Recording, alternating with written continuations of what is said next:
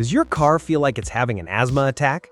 You put your foot down, expecting to go, but instead you get a cough, a sputter, and a whole lot of hesitation. Or maybe your idle is so rough, you're wondering if the engine is about to jump out of the car at the next red light.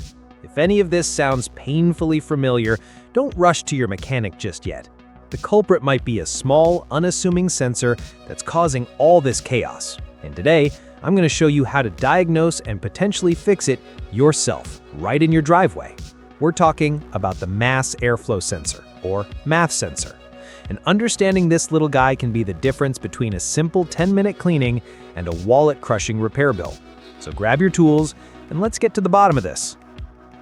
Number 1, the most annoying symptoms: hesitation and a shaky idle. Let's start with the stuff you feel in the driver's seat. Does your car stumble when you try to accelerate? You're trying to merge onto the highway, you press the gas pedal, and there's this awkward pause before the power finally kicks in. That hesitation, that lag and throttle response, is a classic sign of a confused MAF sensor. It's not telling your car's brain, the engine control unit, or ECU, how much air is actually coming in, so the ECU can't match it with the right amount of fuel. The result is a messy, inefficient combustion that makes your car feel sluggish and unpredictable. It's not just about acceleration, either. When you're stopped at a light, is your engine's RPM needle dancing up and down? A rough, fluctuating idle, or even the worse, the engine stalling for no apparent reason, points directly to that same air-fuel mixture being completely out of whack. At low speeds, these imbalances are even more noticeable, causing that annoying shaking and the constant fear that your car might just give up and die. Number 2, the smoking gun, black smoke, and terrible fuel economy. Have you suddenly become best friends with the attendant at your local gas station? If you feel like you're filling up the tank way more often, even though your driving habits haven't changed, your MAF sensor is likely the reason. When it fails, it often tells the ECU that there's less air coming in than there actually is. So what does the ECU do? It dumps a ton of extra fuel into the engine to compensate, running what we call a rich mixture. Your car is essentially chugging gasoline it can't burn. A car that normally gets, say, 7 liters per 100 kilometers might suddenly start guzzling 10 or even 11 liters. That's a huge jump that you'll definitely feel in your wallet. And where does all that unburnt fuel go? Straight out your exhaust pipe, in the form of thick, black smoke. If you see a puff of soot behind you when you accelerate hard, that's not a cool performance feature. It's a cry for help. It's a clear signal that your air-fuel ratio is dangerously rich. Ignoring this can lead to catastrophic failure of your catalytic converter, a repair that can easily run you from $900 to over $1,800. It's a necessary expense, but think about the money it'll save you on fuel and the potential cost of replacing a catalytic converter down the line. By diagnosing it yourself, you've already saved money and ensured you're only replacing the part that's actually broken. If this video helped you out, hit that like button and don't forget to subscribe for more no-nonsense car repair guides. Drop your car's model and its symptoms in the comments below. Maybe your problem will be our next video. See you next time. 3. The silent alarm, that dreaded check engine light. Ah, the check engine light, the little yellow icon that can cause instant panic. While it can mean 100 different things, a faulty MAF sensor is one of its favorite reasons to light up. When the ECU detects a serious and persistent problem with the signal from the MAF sensor, or if the data it's receiving is just completely out of the expected range, it logs a fault code and illuminates that light on your dash. You'll need an OBD2 scanner to read the codes, which is a tool every car enthusiast should own. If you scan your car and see codes like P0100 for a circuit malfunction, P0101 for a range or performance issue, P0102 for low input, or P0103 for high input, you're getting very warm.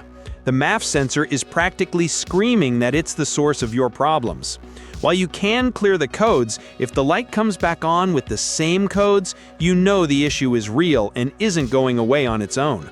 Don't just ignore the light, and please, don't start replacing other parts randomly. The codes are your treasure map, and in this case, X marks the MAF sensor. Number 4, the engine's accountant. what the MAF sensor actually does. So we've talked about all the problems, but what is this thing really? Think of the mass airflow sensor as your engine's accountant. It sits in the air intake tube right after the air filter, and its only job is to measure the precise mass or amount of air entering the engine. It then sends this critical information to the ECU. The ECU takes that data and says, okay, we have this much air, so we need that much fuel for a perfect explosion. This air-fuel ratio is the secret to a smooth, powerful, and efficient engine. When the sensor is working perfectly, the engine runs like a dream. But when it gets old, dirty, or damaged, it starts feeding the ECU bad information. It's like an accountant who can't count anymore. This throws the entire engine management system into chaos. The engine either gets too much fuel, leading to that black smoke and awful mileage, or it gets too little fuel, causing hesitation, stalling, and a serious lack of power. It's a tiny part, but it has one of the most important jobs under the hood, dictating the very breath your engine takes. Number 5, your 5-minute diagnosis: the unplug, the tap, and the clean. Before you spend a single dollar, there are 2 incredibly simple tests you can do, plus a cleaning procedure that might just solve everything. First, the unplug test. With the engine running at idle, carefully disconnect the electrical connector on the MAF sensor. Now, listen closely. If the engine's idle suddenly smooths out or changes to a more stable default rhythm, you've likely found your problem. The ECU has recognized the sensor is gone and has switched to a pre-programmed backup map. If nothing changes or the engine stalls for no apparent reason, the sensor might still be okay. Second is the tap test. With the engine running, take the plastic handle of a screwdriver and give the body of the MAF sensor a few gentle taps.